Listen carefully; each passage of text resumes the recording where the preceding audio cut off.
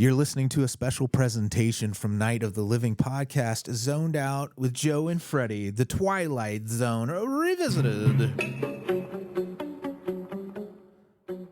The Twilight Zone Revisited.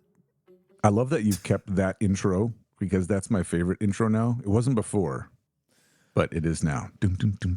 Oh, the notes, those few A little delightful stinger, notes. Yeah.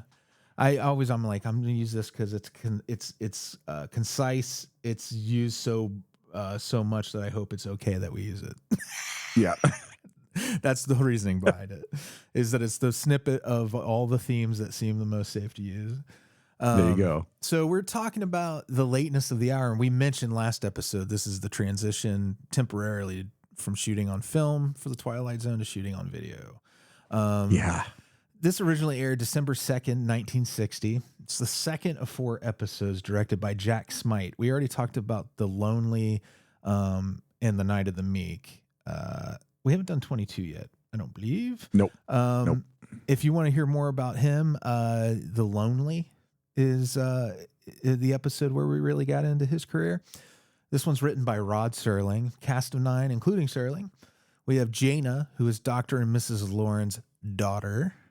This is the second of 2 appearances by Inger Stevens. We already talked about her on the Hitchhiker episode. She's the one driving cross country, who had a wild life. The background on her, read it or listen to our podcast about the Hitchhiker, but just something else. A quote of Jaina's character is, "I'm acting like a woman mother who wants more out of life than to be massaged 5 times a day."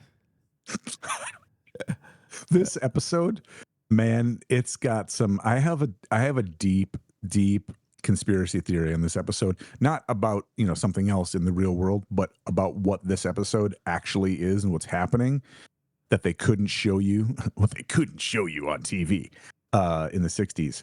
So we'll get into that, but man, this could be a really, really dark episode. Joe has a trail of clues and exhibits coming at you when we get into the synopsis to tease that. Very excited. Dr. Lauren is Jaina's father. He's agoraphobic but brilliant scientist. First of 2 appearances by John Hoyt. He's going to come back in Will the Real Martian Please Stand Up, which is a great episode. He's known for When Worlds Collide from 1951. That's a film. Spartacus and Attack of the Puppet People from 1958, which is a really fun movie if you've never seen it. I was sure that was Grand Moff Tarkin. Oh, that's Peter Cushing, isn't it? Okay. Is he Grand Moff Tarkin? Yeah, I think so. He looks just like him. I was like, is that Grand Moff Tarkin? Oh my God. Yeah. Anyway, sorry. Go on. I need to watch Star Wars movies again. It's been a while for me. Yeah. His last screen role, he was the crusty grandpa on Give Me a Break. Did you watch Give Me a Break with Nell Carter? I did. Yeah. Give me a break. I sure deserve it. Dun, dun, dun, dun.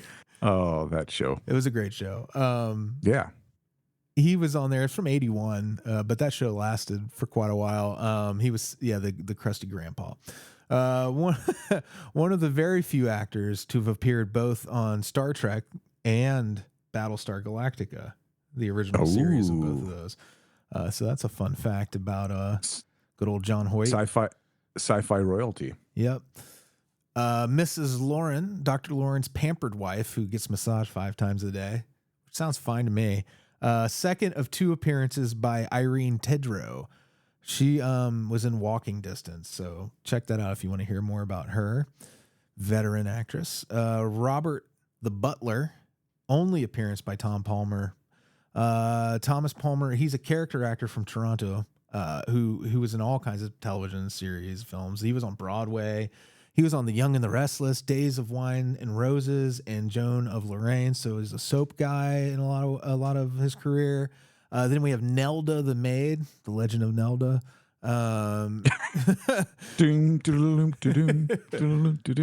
This is the second of 3 appearances by Mary Gregory. For more on her, The Monsters Are Due on Maple Street.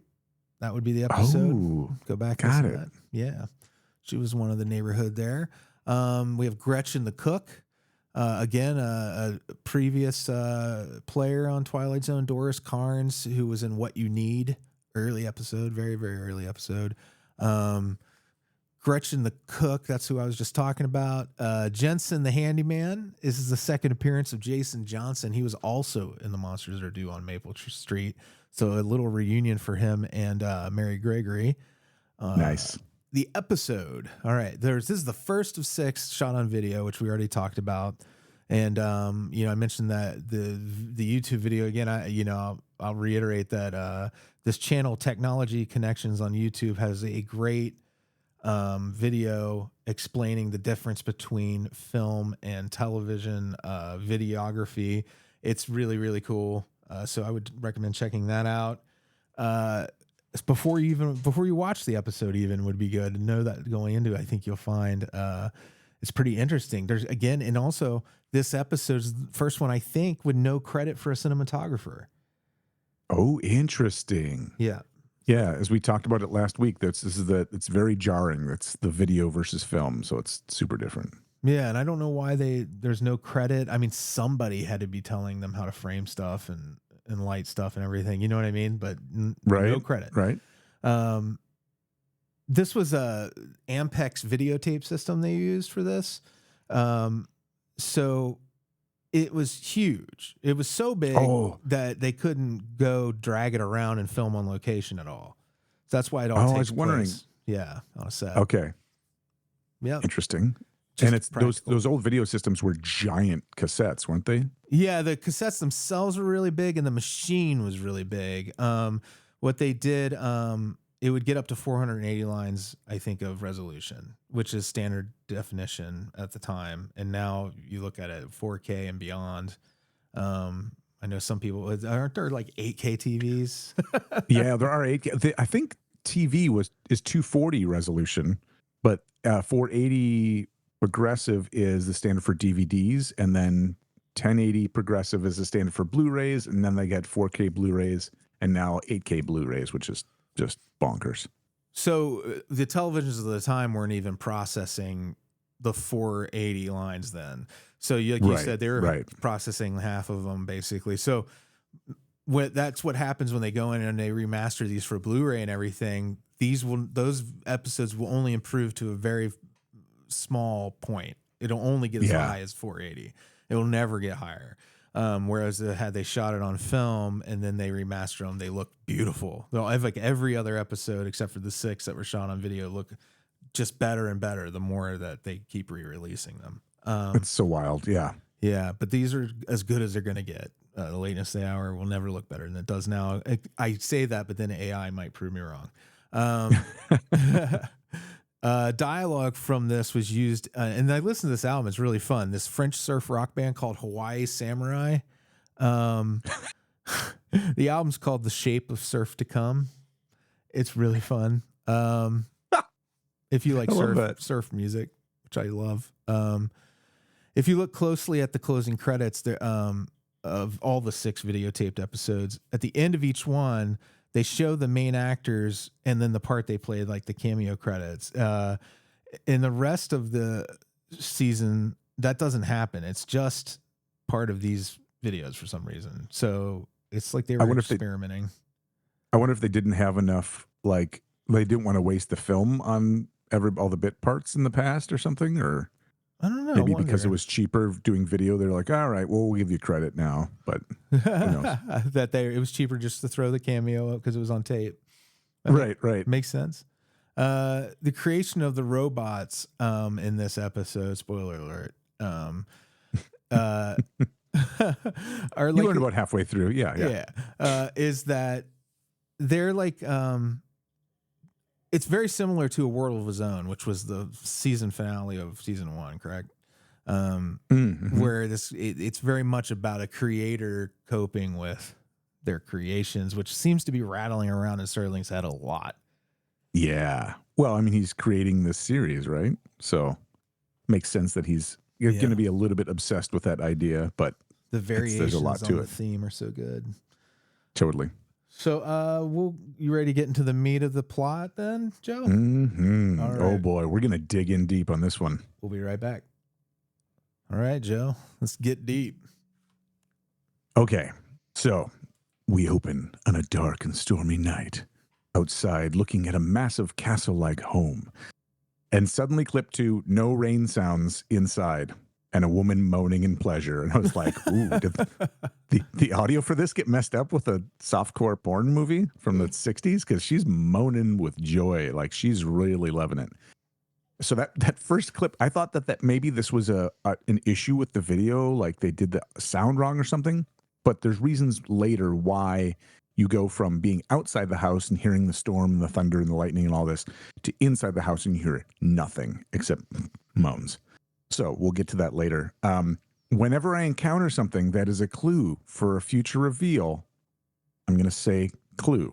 Okay, so we'll come back and revisit these, but see if you can figure out as we go along here.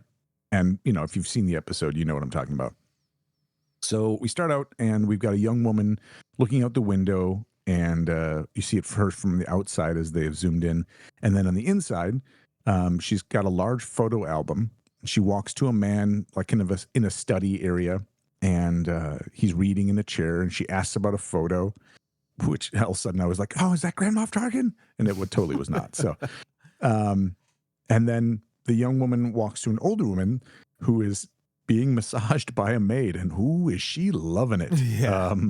She's just, and really, it's just like, she's just really, really groaning. And so the young woman is named Jana, and is visibly perturbed by something. And she's walking around and she's asking her mom about a photo, and then she walks back over and the dad says, you know, you can have the maid put that away, Nelda. And she's like, no, I'll put it away. And she walks around and remarks about how everything in their home is designed for perfection, for maximum comfort.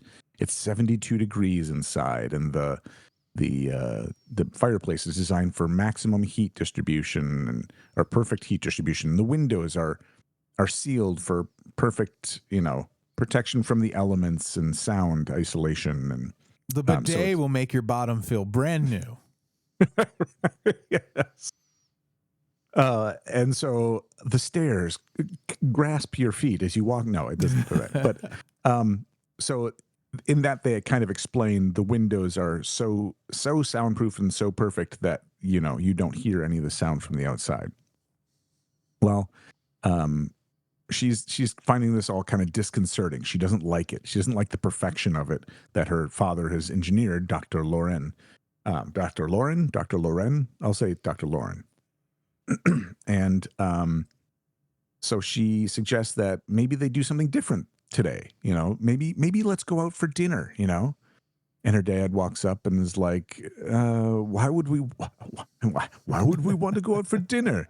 We'd eat some greasy, disgusting food on soiled plates, and then I can't remember, he said between two different diseases they might get as a result. It was atoma or like some other thing. And he's like, well, of course we wouldn't eat outside. That would be silly. And so she's getting frustrated by this, and her mom is just groaning up a storm. Really, it's really like, yeah, it's almost uncomfortable. Yeah, I mean, it is uncomfortable. I find no shame in it. I'm like, you get yours, Mrs. Lauren. You've probably lived a hard life up to this point. Right. Your husband's been away doing the doctor thing, the scientist thing. You want to get some. So Jane is getting increasingly frustrated with her mother's requests for the maid to massage her. And Jana just kind of comes over and snaps at her mom. Don't make her do that anymore. And Mrs. Lauren says, what is the matter with you? All right, now we get clue number 1. Jana says, it's just that outside there must be the clean, beautiful sound of rain. And in here, those constant animal grunts of pleasure. And they really are animal grunts of pleasure. Like, this is carnal. And Dr. Lauren goes, Jana. And Jana says, yell at me, Father. Please yell at me. I can't tell you how delighted I am to hear you yell at me. Why, it proves to me that you've got lungs and a mind and a mouth and a voice. Oh, Father, we're atrophying in here. We sit here day after day and year after year while that clock just turns and turns, and we decay with every minute of the time, while Nelda the maid and Robert the butler and Gretchen the cook and Jensen the handyman. And he interrupts her, Jaina, I will listen to no more. And she says, while this army of domestics does everything but breathe our air for us. And so at that time, Dr. Lauren dismisses Nelda. I think it is Lauren. Anyway, dismisses Nelda. So the maid leaves, and Jaina follows after her. And Nelda's walked into the foyer and addresses her, saying, I'm speaking to you, Nelda. And then so Nelda kind of turns around and she asks if Nelda agrees with her that all the other people, about all these issues, that they're doing all this stuff for them. And then at that same time, all these other people start coming into the foyer, like coming out of doors and hidden passageways and stuff, assumably. And she says, you were saying, Miss Jaina? And she goes, I was about to say that, and then she kind of walks over the stairway, and I was about to say that, to make mention of the fact, and all these people kind of turn and look at her, and Dr. Loren comes out and is looking at her too, and he goes, oh, please don't stop on my account, Jaina. We have no secrets here. And she goes, don't we? No secrets? Is that it, Father? Why, that's all we have are secrets. That's how we live, by shutting off the world, turning our backs on it, while you soundless, fleshless things glide around here and, with your efficient ministrations, turn my father and my mother into jelly. And she kind of storms past the maid up the stairs, and the maid, by the way, clue number 2, the maid goes, if I may say so, Miss Jaina, you sound jealous. And Jaina grabs her and throws her ass down the stairs. Yeah. It's like, whoa. And she full on tumbles down. But then at the bottom of the stairs, you see her kind of lean up. And when she comes up, her face is right in the camera. And you see her smile and turn back and look at Jaina. And she's totally unharmed. And she kind of stands up. And Dr. Loren says, You said yourself, Jaina, that I designed and built to perfection, and I made these people quite indestructible. And Jaina goes, it's like living with ghosts. And Dr. Loren goes, oh no, my dear, not ghosts. Ghosts are those who have died after living, but these people had no life until I gave it to them. Dun dun dun. And then everyone walks off in different directions, and then Mr. Serling pops in front of the camera. Now, I'm going to read this the way Matt would prefer, our sometimes co-host, so you'll understand what I'm saying when you hear me say it. The residence of Dr. William Loren, which is in reality a menagerie for machines. We're about to discover that sometimes the product of a man's talent and genius can walk amongst us, untouched by the normal ravages of time. These are Dr. Loren's robots, built to functional as well as artistic perfection. But in a moment, Dr. William Loren, wife and daughter, will discover that perfection is relative, and that even robots have to be paid for. And very shortly will be shown exactly what is the bill. Which is very weirdly worded. Yeah, it is. And also, you imagine like you going through that complicated monologue there, strange, again, wording, I imagine Rod Serling having to take after take. Like, I feel like there's got to be some good outtakes, which I've never bothered trying to find, which I'm sure are probably out there, of just him like losing it, trying to do all these goddamn all these monologues all the time. Like, it's got to be hard to keep up and then get them all right. You know what I mean? But thinking maybe he was just an ace and he never fucked up. But I'd love to see him lose his mind over screwing up one of these things. Right? Oh man. Okay, so it's made clear all the staff are robots, as Mr. Serling would say. And so no one else refers to them as robots, but just Serling, which just delights me. All right, so then we get commercial break, and it comes back, and another clue, in a very eerie and subtle scene.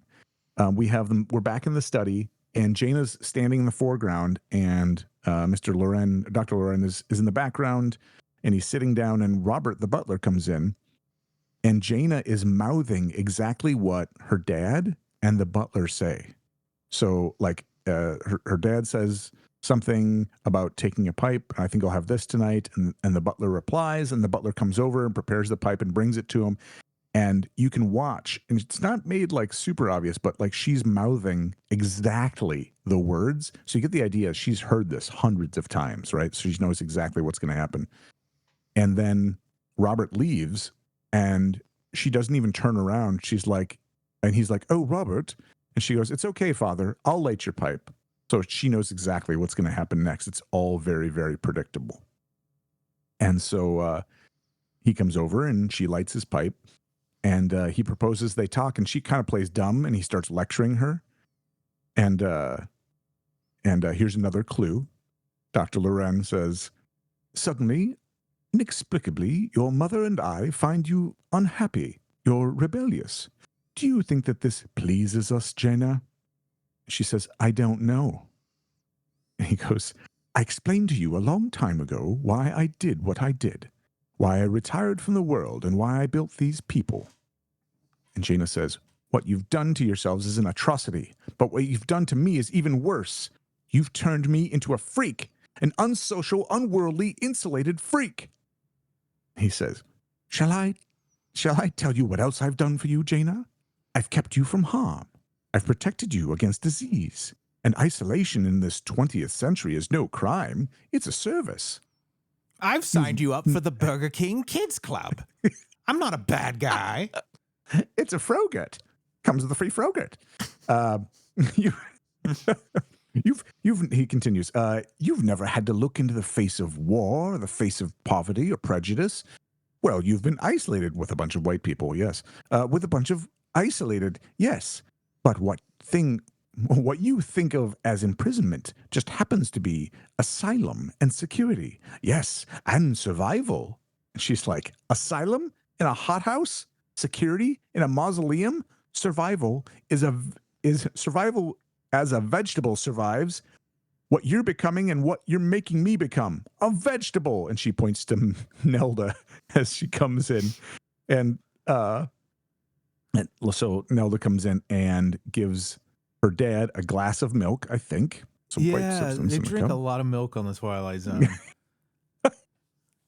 Does a body good. Yeah. This is for the big white mustache promotion years later.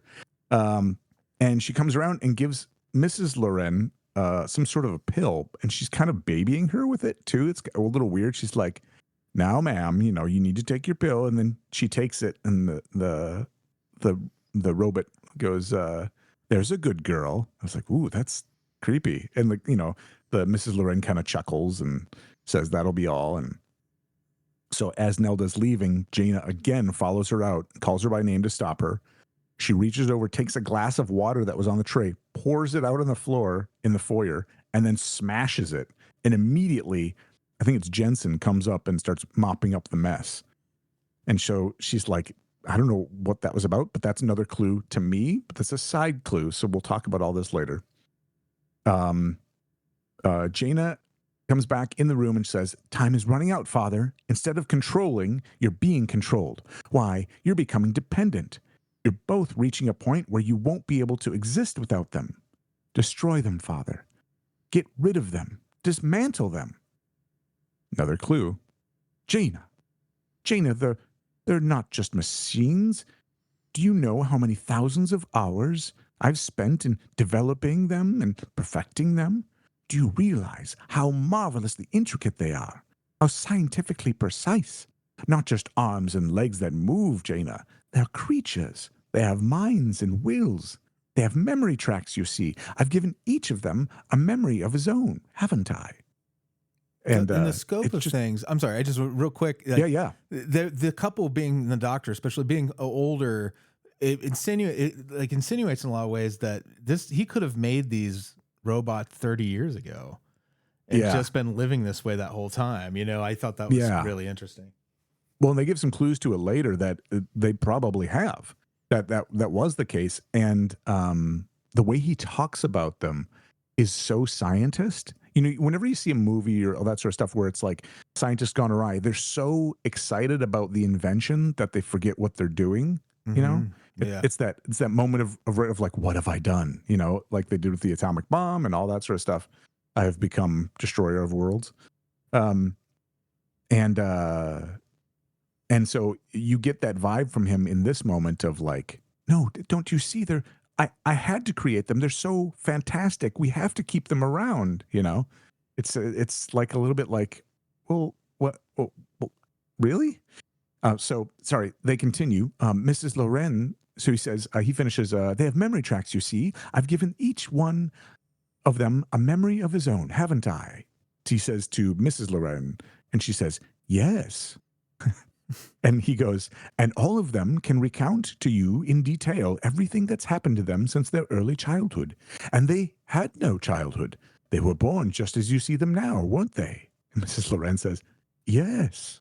And he goes, looking the way they do, acting the way they do, but each with his own talent. One of them was built as a cook. Another was built as a maid. The butler was manufactured as a butler. The handyman knows nothing but being a handyman. Jaina, you're not asking me to dismantle machines. You're asking me to destroy that which has life. And she says, life? They're just very highly complicated toys. Father, you've turned this house into a playroom. And then she steps up. Mrs. Loren steps up and says, why, Jaina, dear, listen to your mother. You're acting like a willful child. And I was like, ooh, that's some old language. You're acting like a willful child because you don't want your children to be willful. I don't know. Another clue. A willful child? I'm acting like a woman, mother, who wants something more out of life than just to be massaged 5 times a day. Or a man who thinks paradise is having his pipes filled and refilled and his slippers put on and taken off. You've got to get rid of them, Father. All of them. Nelda, Gretchen, Suzanne, all of them. He says, that is quite impossible. She says, well, then I'll give you a choice. Get rid of them or I'll leave. And then Mrs. Loren is like, you can't leave, Jaina, dear. Why, you simply can't leave. Well, what would happen to you? Who'd look after you? What would you do out there? And another clue.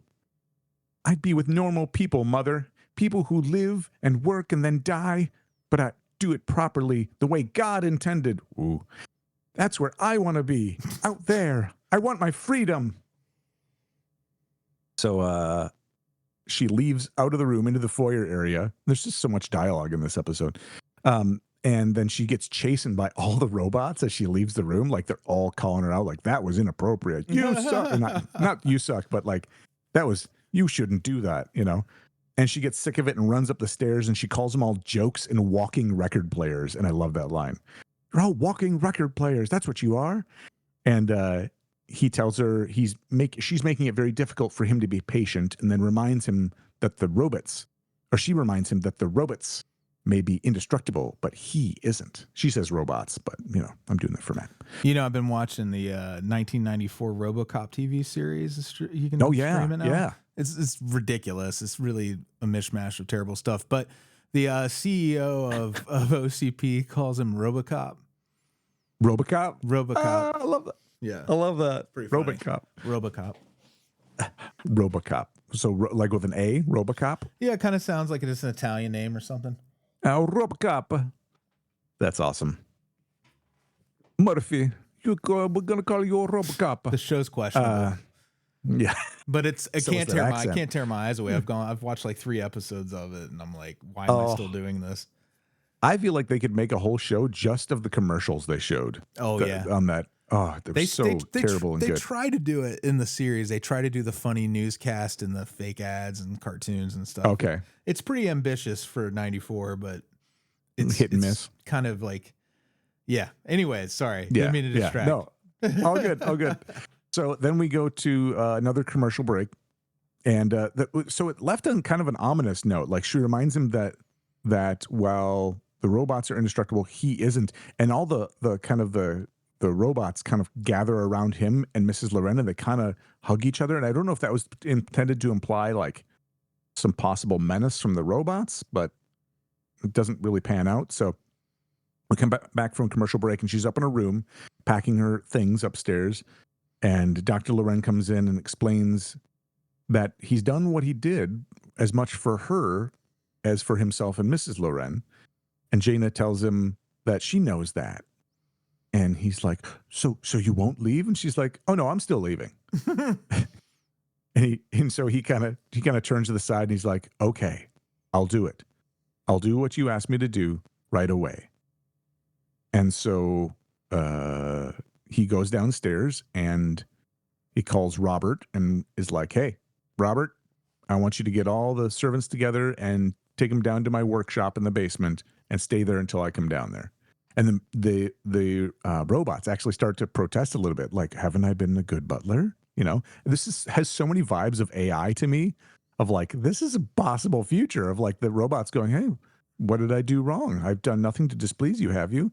Have I? And so they all start to protest like that. And he goes, enough. You have your orders. Go downstairs. And so they do. And they do comply. And so Robert looks a little betrayed as this is happening, but he doesn't do anything about it. And you see clip to another scene where he's walking very slowly back into this is Dr. Loren is walking very slowly back into the study.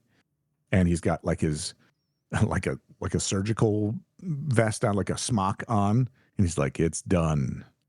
And it's kind of morose, like he murdered all these, I think that's his feeling on it, right? And so he gives into this and he goes and starts talking to Mrs. Loren, and he says, it's done.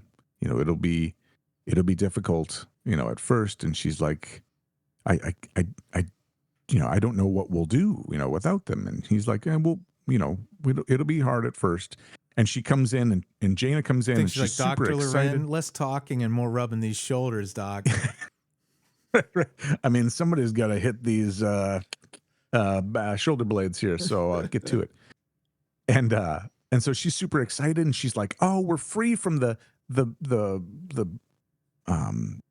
all the mundanity of this place, and now we can really live and we can be for ourselves, and we're not tied to those machines anymore, and I can get married and I can have children and you can have grandchildren. Are you excited? And they're not excited. Like she's hugging him, and like they're not reacting with like a lot of excitement. She's like, wait a minute. She's like, Clue, something's not right. Something's not right. And she starts panicking. She runs over and she grabs that photo album again. And she's like, wait a minute. She's like, another clue. There are no pictures of me as a little girl. Pictures of you and father and the robots. Always pictures of the robots 10 years ago, 20 years ago, but no pictures of me. Why? I want you to tell me why. And he kind of sits down and he's not looking at her. And she's like, why? And then she goes, it's not true. Oh, it couldn't be true. Please tell me it's not true. And he explains that you have all the memories of your childhood. You remember your friends that you played with? And she's like, oh, you built me. You manufactured me. You built a daughter. And that's the big reveal. Dun, dun, dun. Oh my God. She's a robot. Oh my God. And it's like things she realizes, like they wanted a daughter and they were childless and they wanted someone to love, and that they see her as their daughter, and she's like, I'm not a daughter, I'm a prop. I'm a machine. And she runs up the stairs and she starts banging her arm on the railing. And she's like, I'm a machine. She's like, no pain, no pain. And she keeps banging her, and her like Dr. Loren and Mrs. Loren are kind of huddling together in horror. And she's realized that she can't even feel love. And the actress is like, she does an amazing job of really, it's heart-wrenching. She's like, got a she's darkness. Like, that actress has when you know about her backstory, she has a real darkness in her. Yeah, again, watch The Hitchhiker and we tell you all about it. It was rough, man.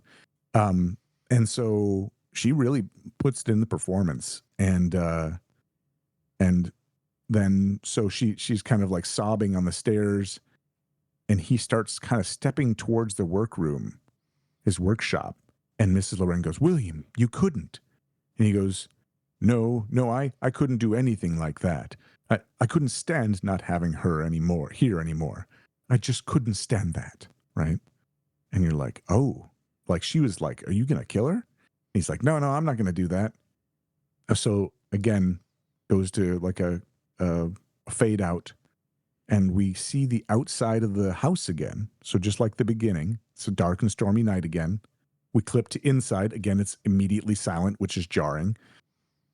And we pan over and we see Dr. Loren at some point later, and he's smoking his pipe and seems comfortable. And we don't see Jaina. And pans over and we hear Mrs. Loren's moaning again because, man, she's getting her massage on. So it pans over and we see Mrs. Loren getting massaged. And she says, "Just a little to the left, Nelda. Not quite so hard. Oh." And then it slowly pans up, and we realize it's actually Jaina. And she says, "Of course, Mrs. Loren, of course." Turned her into a back rubbing maid. A massage robot. Oof. I'll buy one. Okay. You take all my money.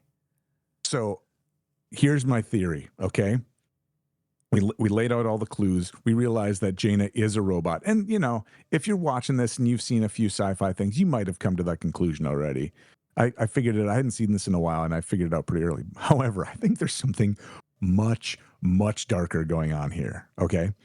So here's my theory. We've never heard that Mrs. Loren is not also a robot. We've heard that she was around in the pictures. We don't hear about her aging. We don't hear about him aging, right? So for all that matter, they could all be robots, but I kind of feel like he's a human being. And I feel like maybe Mrs. Loren is a robot. Specifically that line when Nelda comes in and gives her that pill and she's kind of babying her, like, there's a good girl. And the fact that Mrs. Loren is groaning from getting the massages all the time, right? She's clearly focused on pleasure, receiving pleasure. And she's so pleased by these massages. Where are you going with this, counselor? Oh, God, it gets so dark. What if Mrs. Loren is another robot focused on experiencing pleasure, just like the other robots are for being a handyman or being a maid or being a butler? And Jaina is designed to be a daughter. Okay? So it gets even creepier, but stick with me for a second. What if Mrs. Loren is also a robot that is essentially his partner who just gets massages all the time and is actually like a sex robot? Oh my God, you've watched too many Twilight Zones. I'm cutting you off. Okay, but it gets worse. Okay, yeah. So so there are clues all along that this is what's this is what's going on. At the very beginning, she says, the first clue was it's just that outside there must be clean, beautiful rain, and in here those constant animal grunts of pleasure, right? So animal grunts of pleasure are what her mom's making. She doesn't identify them as groans of pleasure, a human thing. She calls them animal. It kind of implying that she's not human, right? That she's not making those animal noises. She's not an animal. Okay, so that's a clue that Jaina might be a robot, right? And then later, as she storms up the stairs, the maid says, "If I may say so, Miss Jaina, you sound jealous."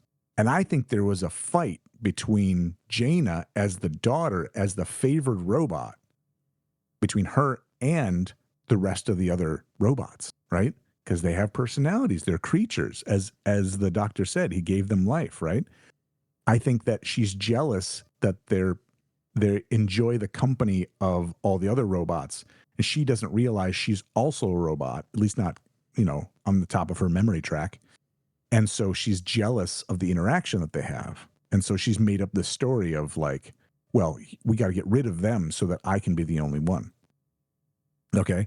So then we go down and she mouths exactly the words that Dr. Loren and the butler say. Like exactly. It looks like she looks like a robot saying the words as she does it. And I was like, oh, she memorized it in her memory tracks. It's really easy for her to remember that. Wait, who was mouthing the words? Jaina was. Jaina was, okay. Jaina was mouthing the words in the foreground for what was happening between Dr. Loren and the butler in the background. That particular part I've just read as her having like experienced it so many times that everything was so mundane she could just recite everything. Right. But you could also see it as like a it's easy for me to remember this because I just wrote it down in my robot memory track. And robot memory. But Mrs. Lauren, we're still trying to convict Mrs. Lauren of being a robot at this point. Yes. A robot. Okay. So maybe the only thing that I have is a possible clue is that one with the pill. Maybe she just needs to take a pill. But maybe that's okay. You sound so paranoid right now. Sorry for that noise in the microphone. It's just like I just started going down a rabbit hole. Just let myself go with it, And so like she the other thing is as Dr. Loren when he talks to Jaina about rebelling, he said, "Do you think that pleases us, Jaina?" Now I realize that's old-timey language for like, parents to say, you should be pleasing your parents, but it should be pleasing them, right? That's what the robots do. The robots do things that please them. They do things like filling their pipe and they clean up the food and they make the food and all this sort of stuff, right? So another clue that she's a robot. But here's where it gets a little bit darker, okay? He wants Jaina to please him, right? Later on, he says he couldn't bear not to have her around. This is about to get real dark. Hang on. Okay. So he gives Mrs. Loren a pill, right? The maid does, Nelda does. And we don't know what that pill is for. What if that's a lubrication pill? Oh, Joe. Okay. So it's getting real dark. The only thing I'll allude to, and I won't take it there, but your mind can go there. When he says later that, I'll do the rest of the clues here. Jaina, they're not just machines. Do you know how many hours I've spent developing, perfecting them? Do you realize how marvelously intricate they are? How scientifically precise? Not just arms and legs that move, Jaina. They're creatures. He all but says they're anatomically correct. That's funny that you see. I read that from a spiritual angle. And you're they got holes that work. This is just a different perspective. It's just like the last week's episode with the readings. Yeah. It's like, they're just simple fortunes, but you could read them like this too. You could. He says, a willful child. I'm acting like a woman, mother, who wants something more in life than just to be massaged 5 times a day. Boo. Like she's acting like a woman, right? Yeah. Like a full woman, like a woman would be in a house with the man who is a human.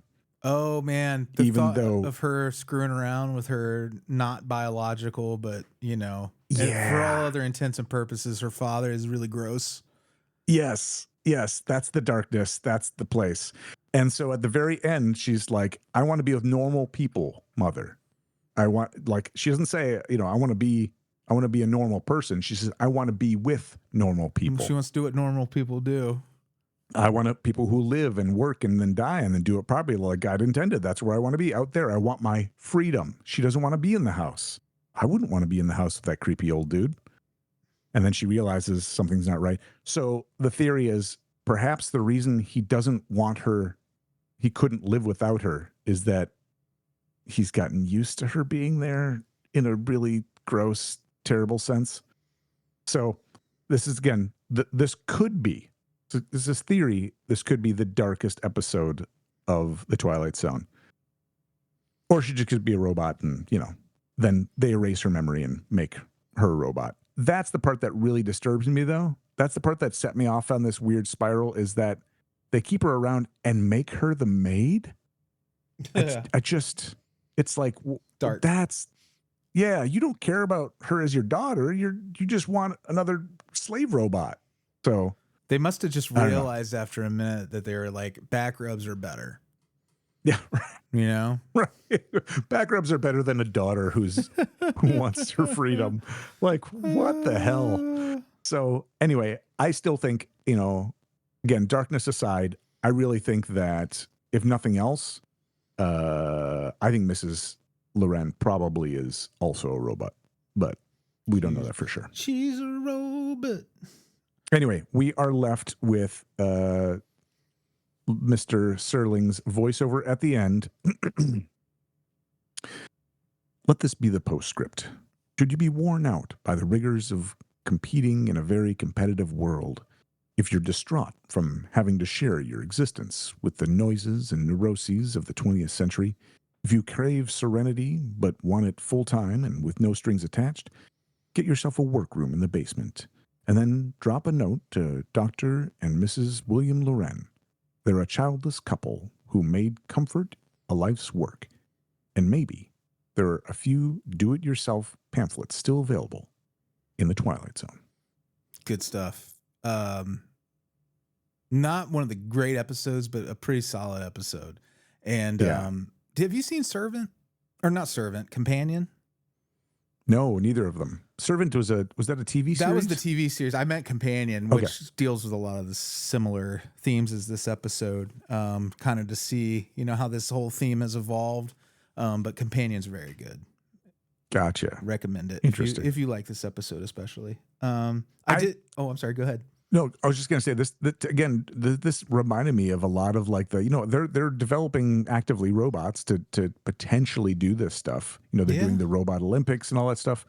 It's just wild to think that this is, again, one of those things that, Serling saw down the road. This could be the thing. And then what, how do we deal with that? And how do you deal with the real implications of we connect with these robots? I mean, there are people who, I don't know if you heard about this, but they got really upset when OpenAI went from ChatGPT 4 to 5 because they said that it took out some of the more relational aspects of the database, and people were talking to ChatGPT 4, the model, as if it were a person. They had built a relationship with it, and then all that went away, and people freaked out. Really? No, I didn't know about this. That's wild. If anybody wants to look that up, it's really interesting. Some people had actually built like a connection with ChatGPT 4 that apparently went away with ChatGPT 5, and that's a human thing, and it's something we'll be dealing with a lot, I think, in the future. Yeah, like how much humanity to allow our AI to have to begin with is a big moral, pretty big moral question. Unless you think that no matter what, it's never truly sentient, which is an argument that is up in the air still, like by real scientists who study this stuff, which is fucking mind blowing to me that's still a question. Well, and you talk about the episode The Lonely too. I mean, it ties back to that. He had a companion. Yeah. He had to bring his companion with him when he left, and it's like, no, that ain't a person. Nope. That's ChatGPT 4 you're leaving behind on the planet. Yes. Yeah. So we were joking around earlier about I was like, I'm sure there's Rod Serling bloopers. I found one. Oh yeah. Do you want to hear it? I do. This sounds fantastic. Yeah, here we go. In his own twisted and distorted lexicon, he calls it faith, strength, truth. But in just a moment, Peter Vollmer will ply his...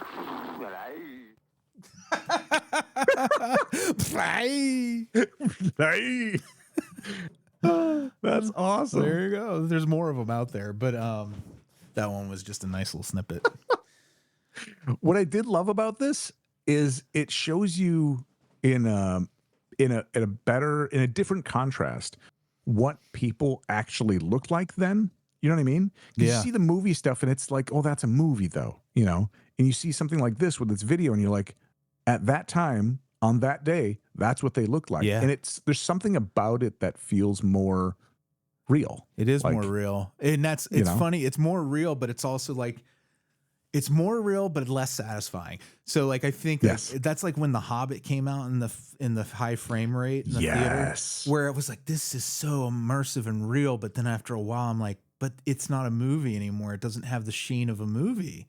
Yeah. And I'm like, it's missing that. In which I used to argue, I was like, kind of like one of those guys for a very long time where I'm like, I never understood the anti-digital movement early on, where I'm like, well, you can still fake that look. But now as I've grown older and I've seen so many more hundreds of films and stuff, like I really have changed my tune on that. And that the analog film really is a huge difference. Yeah. But it takes having like gorged yourself on media to really start to get to the point where you care enough, where you're like, it could be great. It could be film, like, where I used to be like, you hipster. I've gone a 180 on that shit. So yeah. It's the distinction that some people, and sometimes it's one of those things.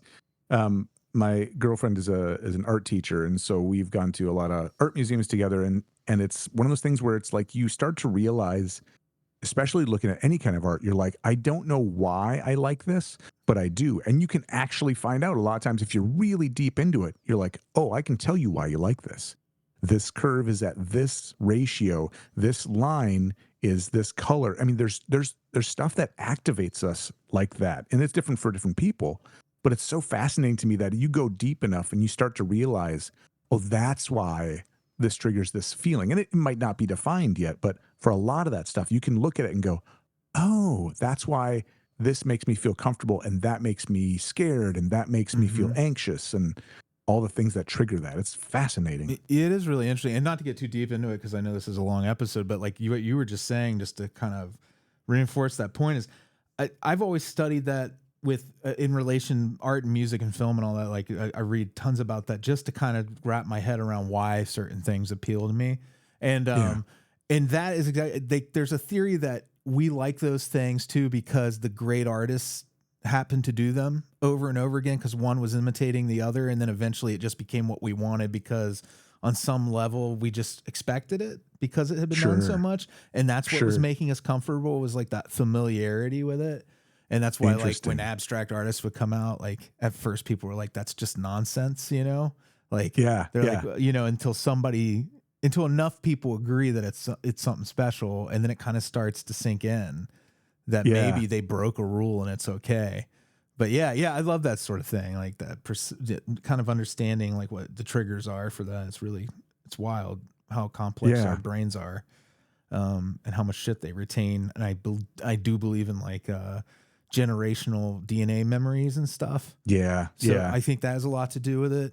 But anyways, that could be a whole thing, but we could talk about it at length, but we're almost an hour in. So all right, we'll wrap it up here. All right. Thanks so much, Joe. Anything else you want to say? Thank you, Freddie. Next week is The Trouble with Templeton, which I don't remember at all. So that'll be an interesting one to jump into. I can't remember that either, just from the title. Cool. I appreciate everybody hanging in there with the darkness of this episode that came out to the light of beautiful art and music and all of that. So fantastic. Absolutely. Thanks so much, Joe. Thank you, Freddie.